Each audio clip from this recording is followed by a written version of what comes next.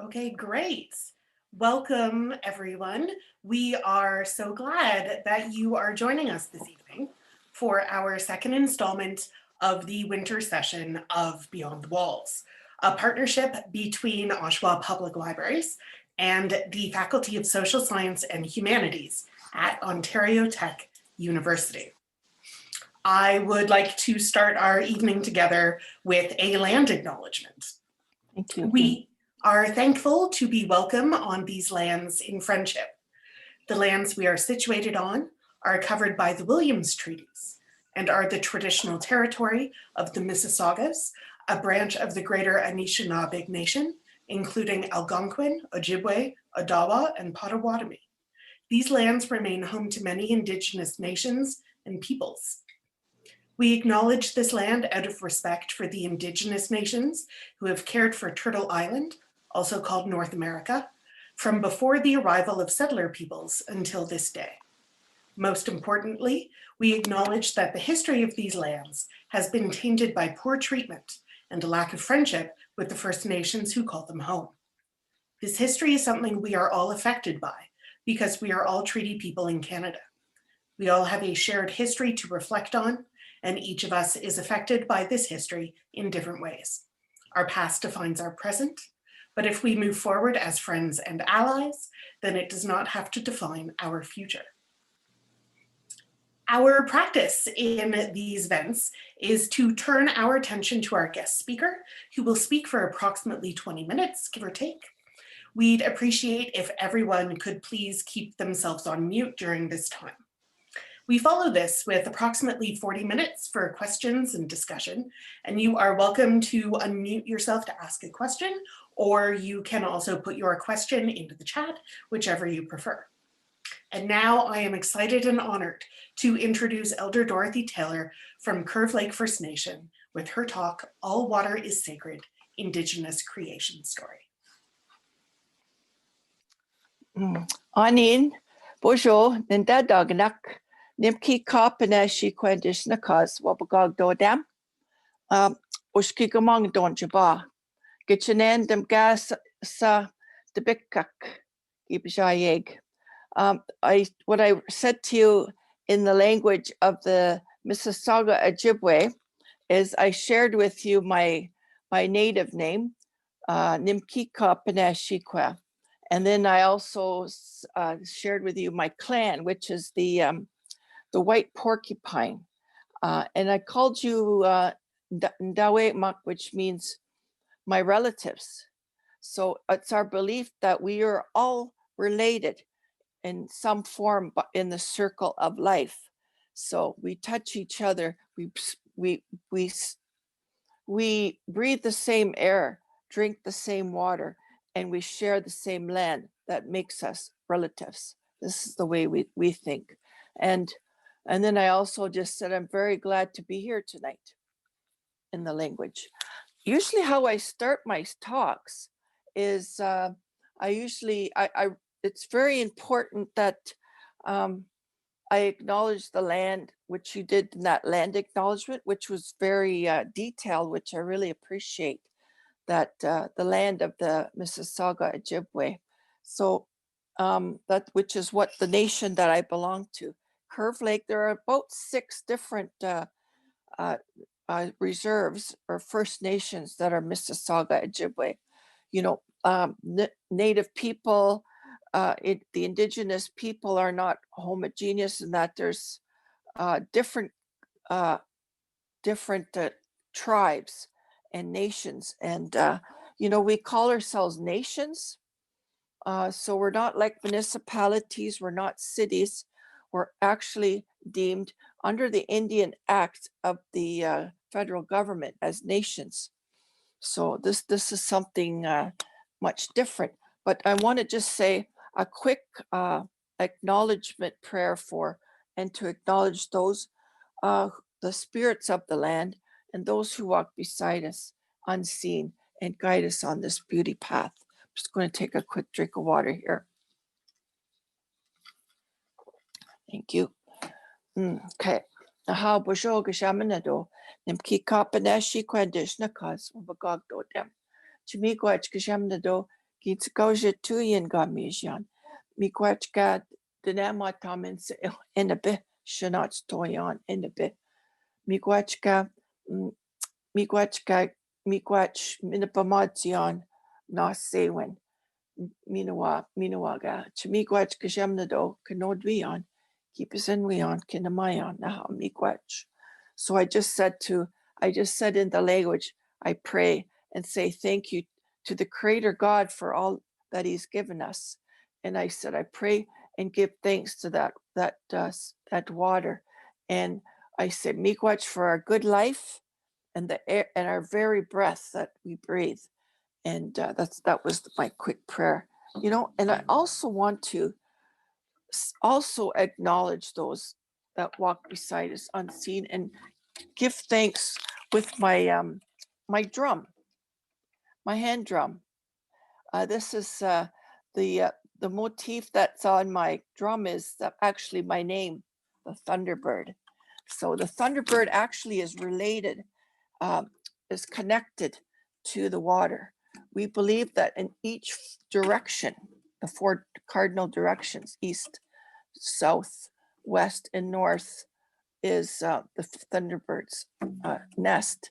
But in the west is where that Thunderbird comes in the springtime, that wakes up creation from the winter sleep, and then that's when the world starts waking up. The leaves start, and the sap from the maple trees start, and the green grass starts to grow. So I'll just sing a song here on my drum.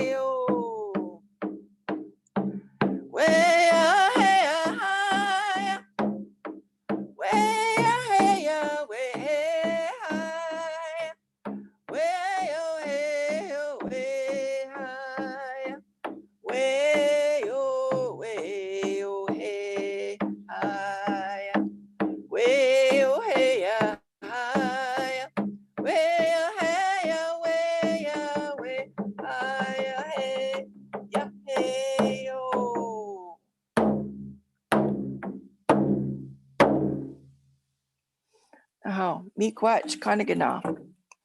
So miigwech means in our language, thank you. And it's sort of derived from a single word called meek, which is miigwe. Miigwe means to give. So when I say miigwech to you, I'll say, thank you what you have given me and what I give you. So that's that word miigwech. And when I say kanagana, that means all my relations. And that goes, it's all inclusive in not only my family, extended family, neighbors, and such, but it also includes that natural world of the animals, the birds, the insects, the land, the water. It's all included. So we recognize our relationship with all my relations. Today, I'm going to share with you the first part of our creation story. And this is an important, very important part of our story. Not only is it because it's the beginning, but it also speaks about those 4 sacred waters of creation and how important that is and how it relates to us in this natural world, even in this present day. So I'll begin this story. In the beginning, there was only darkness. There was only blackness, the great deep abyss of nothingness. All that existed in there was Creator God Gajamnado. Gajamnado said it's time that I would create something that I can love, something that I can look upon with great admiration and unconditional love.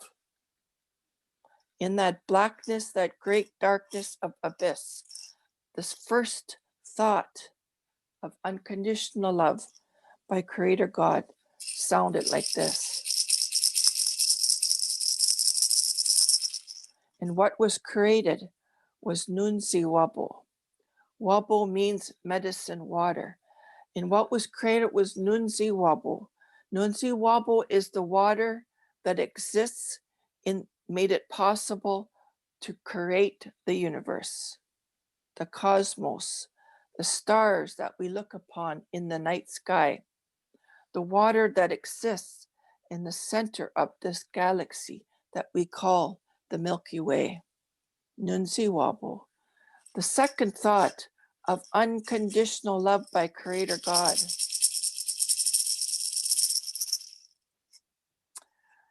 Mite Wabo. Mite Wabo is the water of the Spirit that made it possible for all life to begin. Mite Wabo is that water that we, as women of our nations, pray for and speak for. It's that water that made it possible for the life to begin. Now I have this little copper vessel here, and the women, we put that water in this copper pot of some kind, and we say, Miigwech nebe, Gitcha Twa nebe, which is sacred water. And we appreciate that water and give thanks to that water. As my story continues on, the third thought of unconditional love by Creator God. Dodo Wabo. Dodo Wabo was created. Dodo Wabo means the breast of Mother Earth.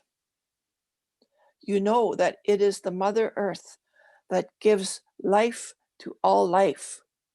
The lakes, the rivers, the brooks, the oceans, the very water that falls down from the sky, Kamiwan, is the life blood of Mother Earth.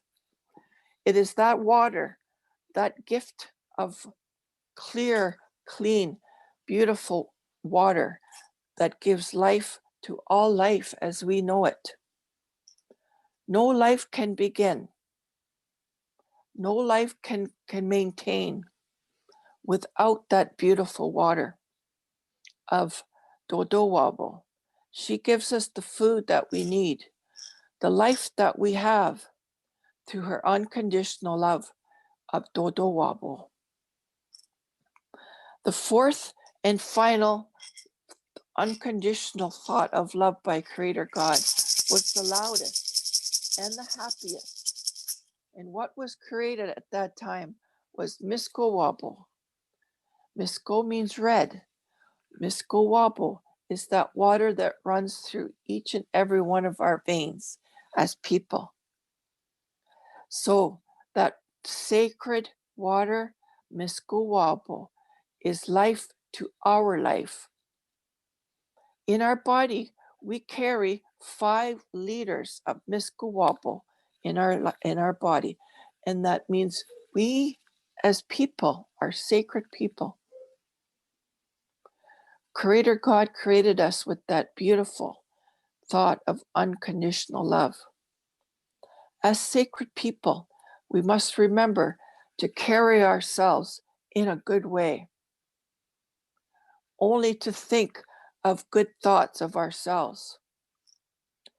Don't believe those continuous, maybe wraparound ugly words that sometimes we ourselves direct to ourselves. Because Creator God made us sacred, that beautiful Misko Wabo that's in our veins. Only have good thoughts of yourself at all times because we are sacred. So, we wake up in the morning. What we usually do, first things we get up, we go to the washroom. look in that bathroom mirror. This, I ask you to do this, is look in the mirror and directly, straight on, look at your own reflection and say, "Good morning, beautiful. I love you." If you do that on a daily basis, sometimes like we have sort of a low opinion of ourselves, but please don't believe that. You are beautiful. You are smart. You are amazing. So that practice that I ask you to do every morning is to say, "Hello, beautiful. I love you." I do that myself.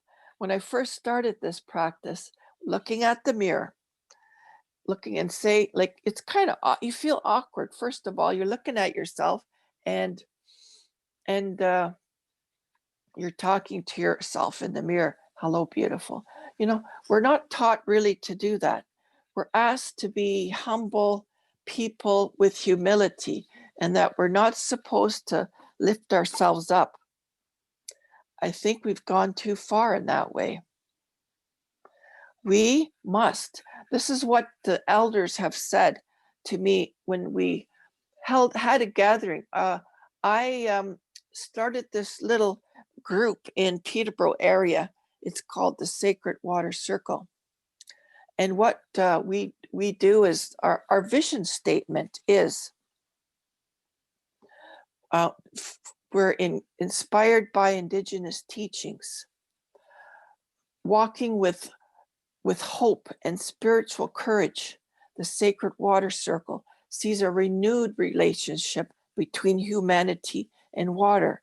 And in 2014, we brought the elders of all of South America and all over North America to help us.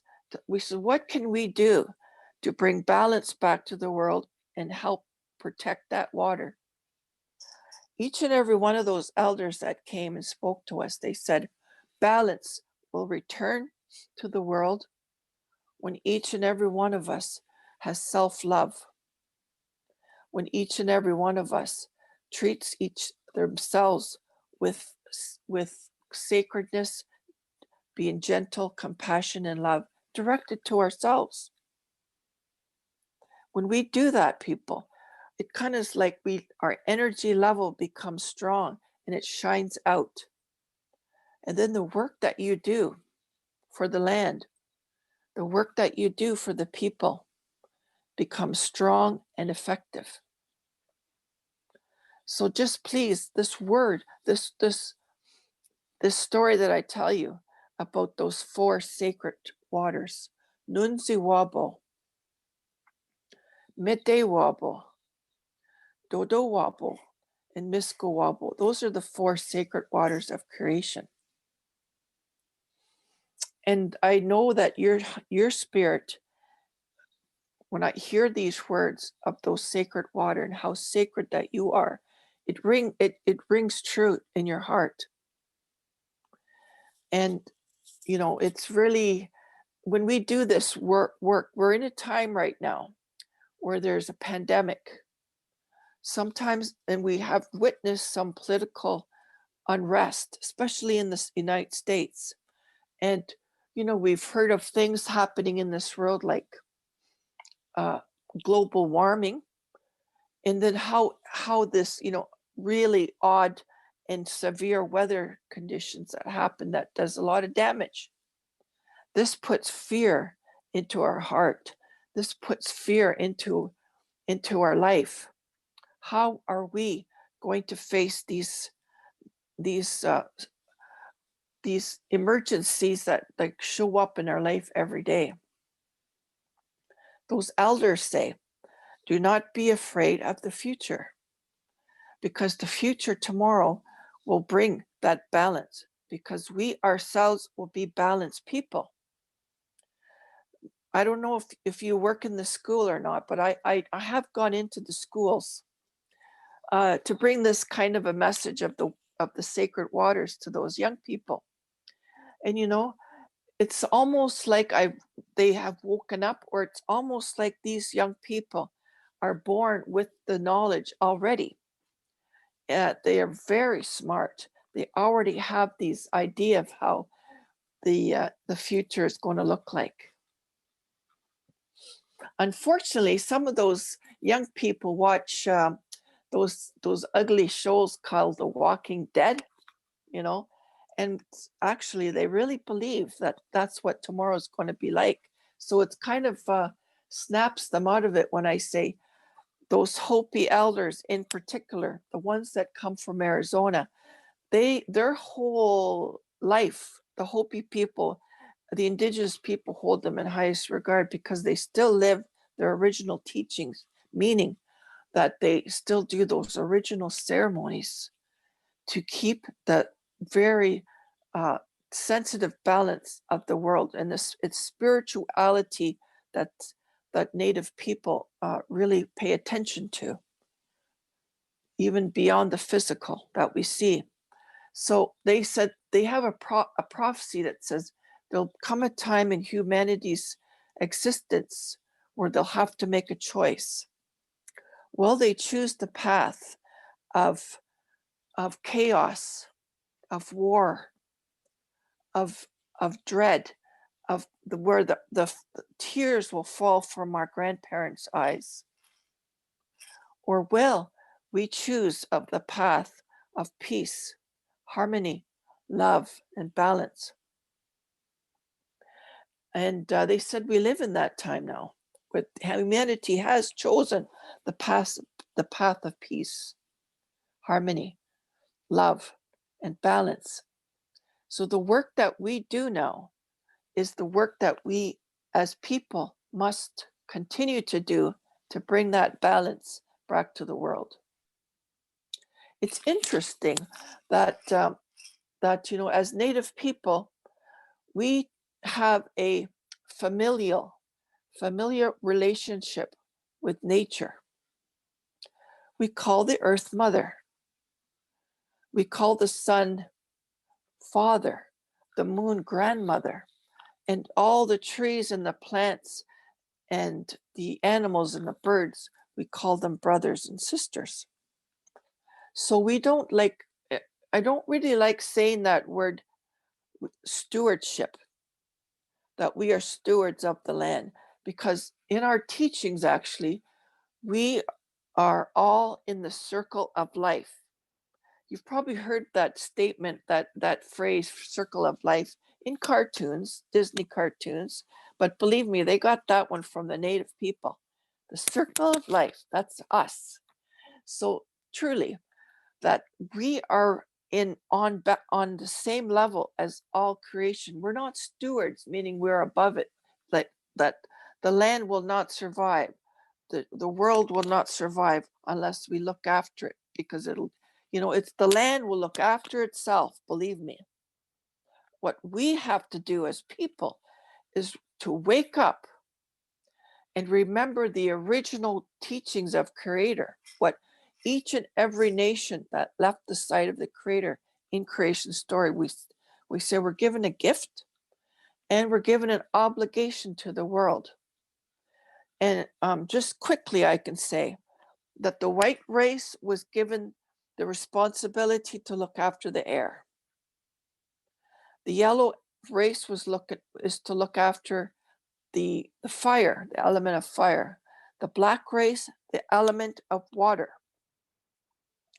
And the red race, the earth.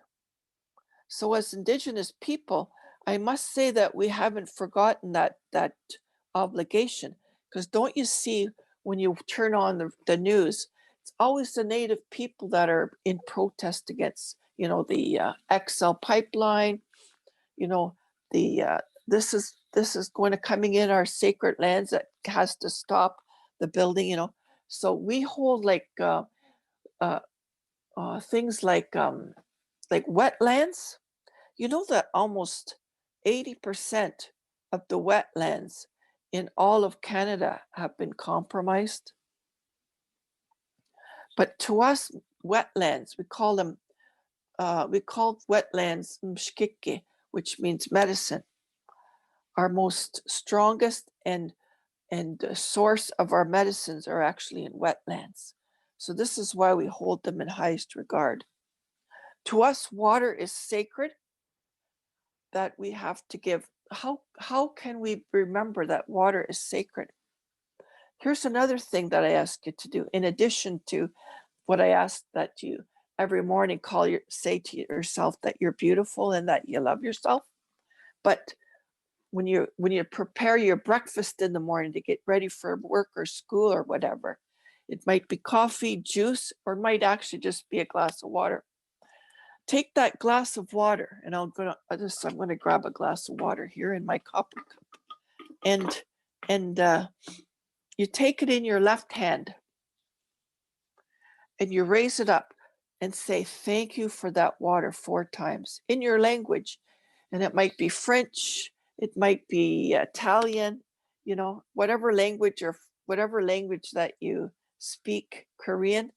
And so in my language, thank you is miigwech. So I go like this: miigwech, miigwech, miigwech, miigwech, and then we drink it.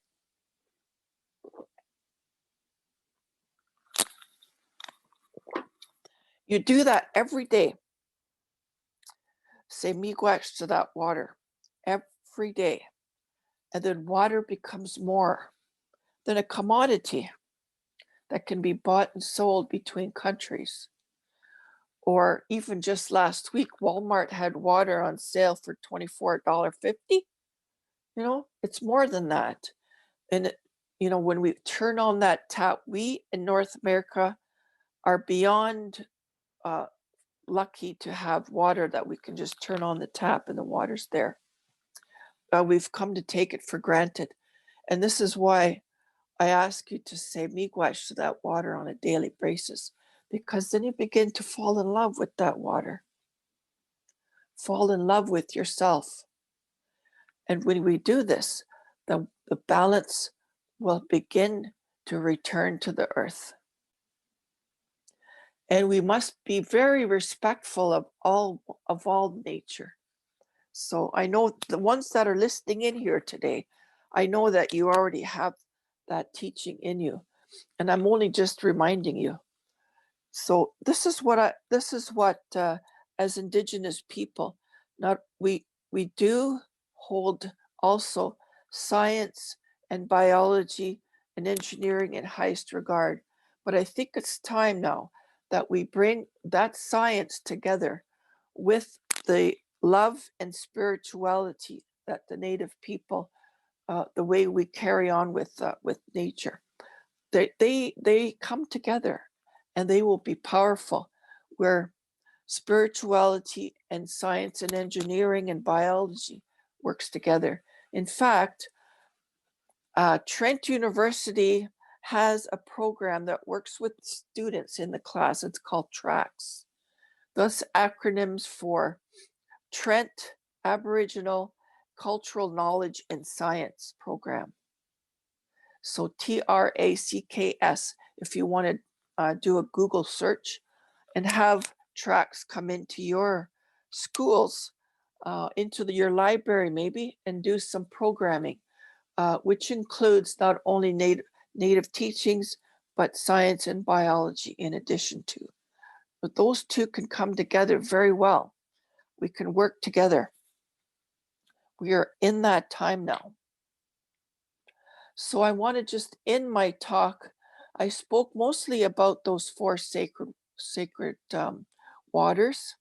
And again, Nunsi Wabo, Mede Wabo, Duodo Wabo, and Misko Wabo. So those 4 sacred waters. Plus I was talking about how each nation is responsible for a certain element in creation, and that how balance will return to the world, and tomorrow will be just fine. Don't be afraid.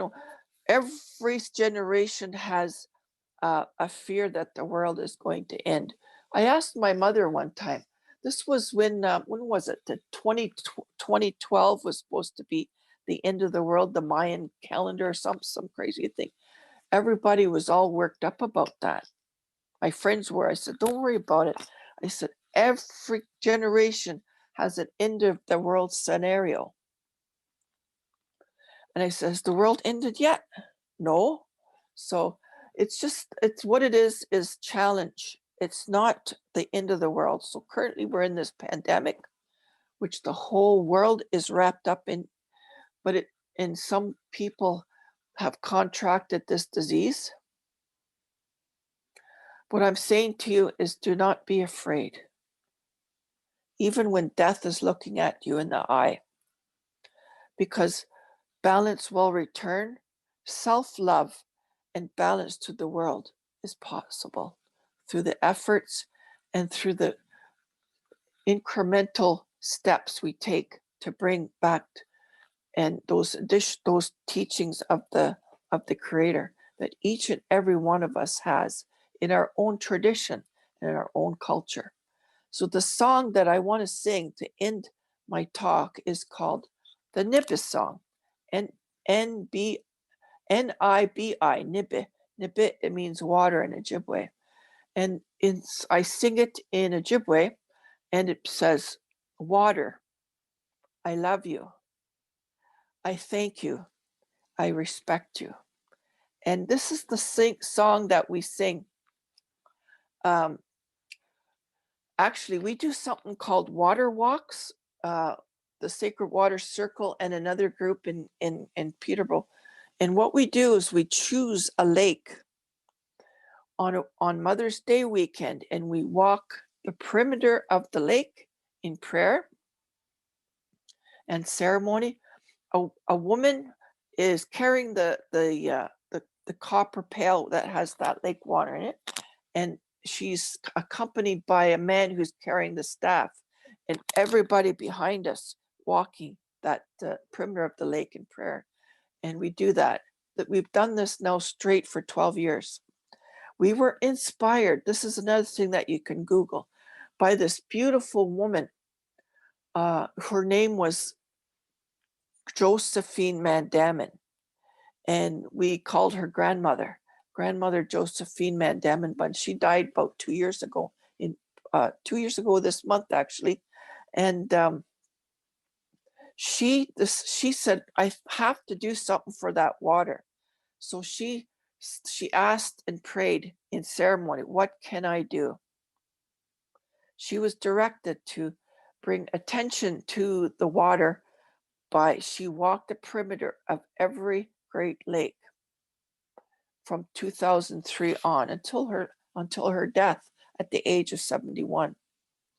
So this is what we do locally. So you can do something like that. In Oshawa, Lake Ontario, you can go down to the lake there and say thank you to that lake, Lake Ontario at the shoreline, and put a gift of, in our culture, it's tobacco. To us, tobacco is sacred medicine that was given to us by the Creator. So take that tobacco, put it in the water, and say miigwech or kamsamida or merci, something like that. So let me sing that song and then I'll finish my talk. Nebe isage ego gimiigwech awen mego gishawen mego nebe isagego gimiigwech awen mego gishawen mego nebe gisagego gimiigwech awen mego gishawen mego nebe gisagego gimiigwech awen mego gishawen mego. Oh, miigwech kanagana.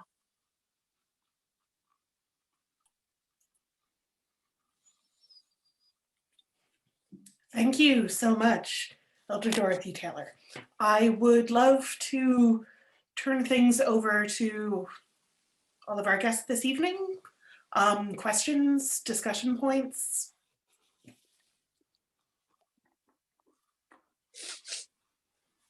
Yes, Wasif, please.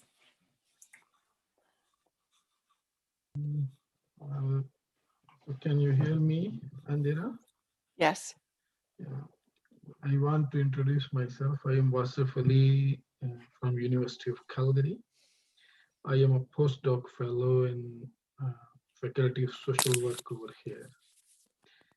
So my background and the research that is in water, and still I'm doing research in water. The human and environment interaction. This is all my research, the theories, turnaround. I am lucky day before yesterday, one of the professor, he forwarded this invite to me, and I was lucky to sign, to register. So, well, first of all, I love your thoughts. You know, I belong to a region called the Indus Valley Civilization in South Asia, the Punjab region. Mm-hmm. Indus Valley civilization, 5,000 years old civilization, but today we are out of water. We are third water, you know, under the water threat, third country in terms of the water scarcity, the intensity we have. You know, water abundant, cities are out of water, contaminated rivers, and millions population getting arsenic, just drinking water, because arsenic is odorless, colorless, tasteless, boiling, more harmful. We are getting cancer in river in return. I gone through the literature, the indigenous and water connections. You know, the spiritual connections in Canada today. I love this singing. I can't understand, but I can feel this connection. Yes. Well, so I can understand my conversation is getting longer. I wrote one page actually, that is a literature review about the water. You know, one of the research papers said that Canada is a richer country, but this is something not for the indigenous people. About 25% indigenous population, they are getting not a good quality water, which they. That's right. That's right. That's right. Well, so with Taylor, I would request that we have a partnership around the universities here. We have the indigenous people over here, but from indigenous community, I am very happy. First time I am listening someone who talked about the indigenous and water connections. My humble appreciation, I can't express my feeling. You know, for the years and years, this is my water and human and water interaction is my area of research. Well, at some point, if you like, is it okay as for such type of something in terms of the connections in University of Calgary in our partnership? We would like to invite you to listen to you, the professors, we few postdoc students, we are working in this area. So well, we have the data about the Prairie region, about the, you know, the boil water advisories and things like this. Yeah. So if you, to general audience, if you like, I would suggest talk about the water advisories in indigenous communities. The issue, you know, this is something, you know, for great concern for everyone. And we are the losers. You know? Yeah. Well, and second is like, you know, we have a transforming field education to understand the actual issues in this land communities. We have that. Well, so your command and water and indigenous connection. Yes. I would request you at some point to. Certainly, I'd be happy to do that. In terms of the water advisory on First Nations, You know, water pollution has entered the main, groundwater, and you know, and also only my parents died only 10 years ago. When they were children, they could still go down to our lake, which is Lake Buckhorn Lake, where Curve Lake is located, and drink straight from the lake without fear of being poisoned or getting sick. That's not the case now. In fact, even when we fish, we were told through our local newsletter that we have to be careful how much fresh fish that we consume from the lakes. Yeah, so things are changing, and we have to be a little bit more, well, a lot more work must be done on keeping that water clear and clean. So even my First Nation is Curve Lake. We have been under a boil water advisory for over 10 years straight. Oh. Honestly, the water that comes out of my tap, well, I have one of those UV lightings, so that helps a lot. Because before that happened, I noticed my dog was getting sick, and then all of us in the house kind of got this diarrhea. And how could all of us at once in the household get that? So I said, there must be something wrong with our water. So I did get it tested, and sure enough, it was contaminated. That usually happens in the springtime at the runoff. So then since we've got the UV lighting, we've had no problems.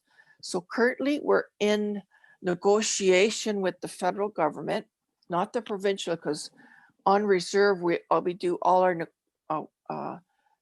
one-on-one negotiations with federal government because of the Indian Act. That's all about history. However, so we're trying to get a water treatment center put into this community, and it's going to cost $49 million. We have to come up with. So pretty well, there's 135 First Nations in Ontario, and I would say like about half of them have the same problem. So each and every one of those reserves $40 million each for a water treatment center. Really, it's very expensive for the federal government. So it's the ones that jump up and down the loudest that get the money. So currently, Curve Lake is in a litigation with another First Nation, and eventually we will get that money to do a water treatment. In the meantime, we buy bottled water to drink. Yeah. So. Yeah. So bottled water still has its side, in terms of drinking, like the lot of. So thanks for your reply. But if you, I noted your profile, but I at some point would like to communicate. Sure, I'll give you my email right now. Okay. D.A. Taylor 2074 @gmail.com. D.A. Taylor 2074 @gmail.com. Okay. Anyone can write in chat box. D.A. Taylor 2074 @gmail.com. And I have many other colleagues that would also be be able to speak with authority on water. They're also, trained scientists and also highly regarded elders. So we could do like a speaker series with you, such thing. Sorry, my apology. D.A. Taylor 2007? 2074 74 @gmail. Yes. Very good.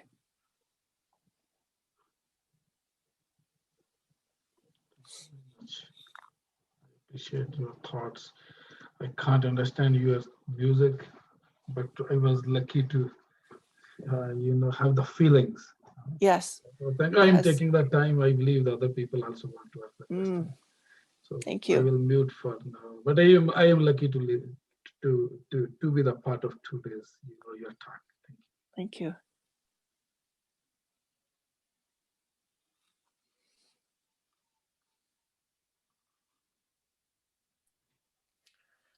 Other questions, comments, contributions?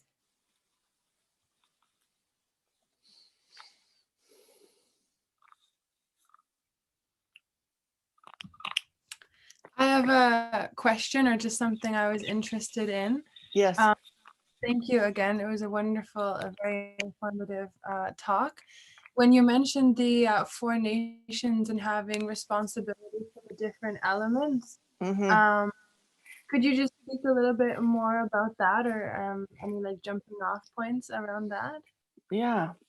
So that's the second part actually of our creation stories. So, when we left the creator side to come to Mother Earth, um, the first nation, the white nation, was the first to leave the creator side. They just like jumped off and down they came to Mother Earth just really quickly. So the gift actually that was given to the white nation was movement and change. So you can see that how it manifests even in today's world. It was the white nation that invented the combustion engine, the railways, the rockets to the moon. They went from their own land, which is in Europe, and came here on a ship on the big wide ocean to North America. That was very brave of them to do that, because it was unknown land they were heading to. And so that was their gift. And they're supposed, if you can imagine that each and every nation really picked up their obligation and did the work they had to do for the air, the waters, the fire, and the land, all together in unison, and with good intentions and good work, we would bring balance back to the world. And this is what we call the medicine wheel teachings, which is like a very small but very profound teaching, where we talk about balance, not only in nature, but in our personal life. Incidentally, I would like to bring attention to this book, and it's a book by Robin Wall Kimmerer. Kimmerer spelled Kimmerer. And this one is called Braiding Sweetgrass. Now, she is a scientist, and she's also First Nation Potawatomi. So it's Indigenous wisdom, scientific knowledge, and teachings of the plants. And it's been on the bestseller list for over a year. It's a very the way she writes, it's just so eloquent, and she speaks like an elder, but she's also a trained scientist. So I would suggest everybody comes up with this book. You'd really love it. Also, I do a lot of work with Trent University in addition to, and we do something called Pine Tree Talks, where we bring in people from different professions and degrees and such, and we interview them. So we just recently did a pine tree webinars on water, and a very important plant that's important to the Indigenous people is wild rice. We call it minomen. Minomen in the language means the good grain. So if you want to go to trent.ca, trentu.ca, Indigenous/experience. Well, anyways, just go to the Trent. If you Google Trent University Pine Tree Talks, it'll come up. And there was 3 installments of this, and they're singing. We have our elders speaking about it, our academics, and our scientists talking about water and minomen. So it's very, very interesting and informative. There'll be other webinars on there too. So those are kind of some of a very small smidgen of some of the resources that are available that talks about the 4 elements that that the different nations are responsible for.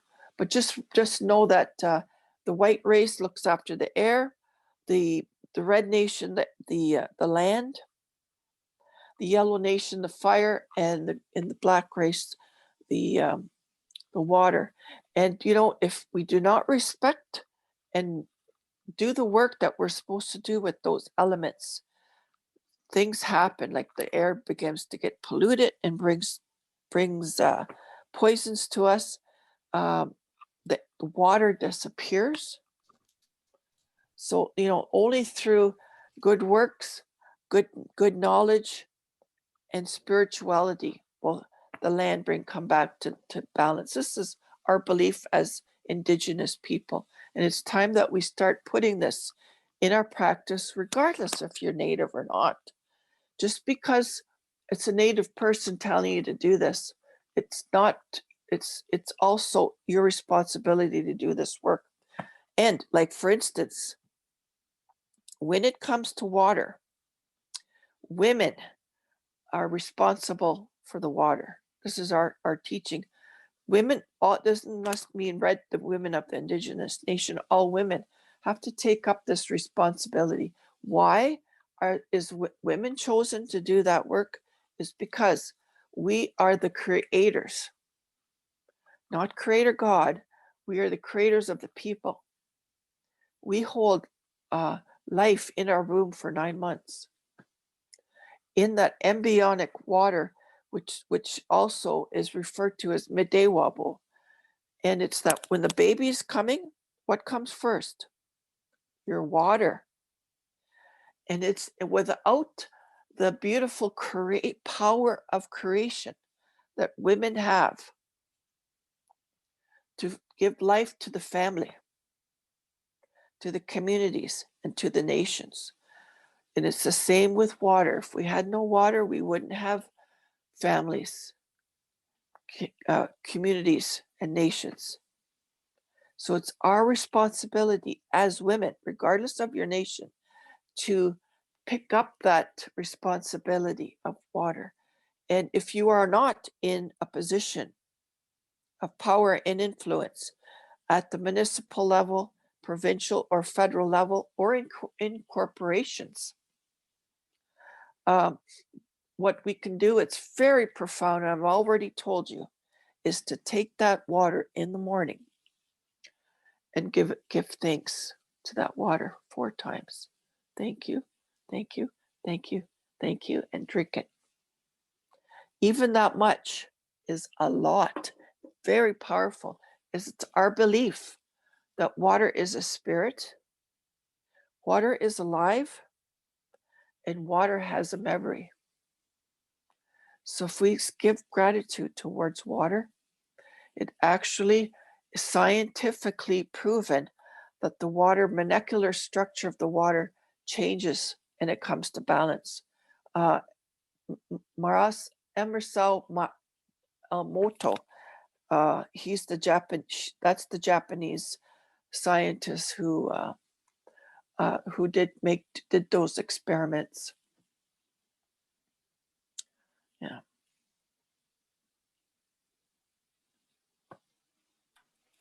Thank you. I think we have time for one more quick question. If anyone has something they've been sitting on that they wanted to ask before our evening is concluded.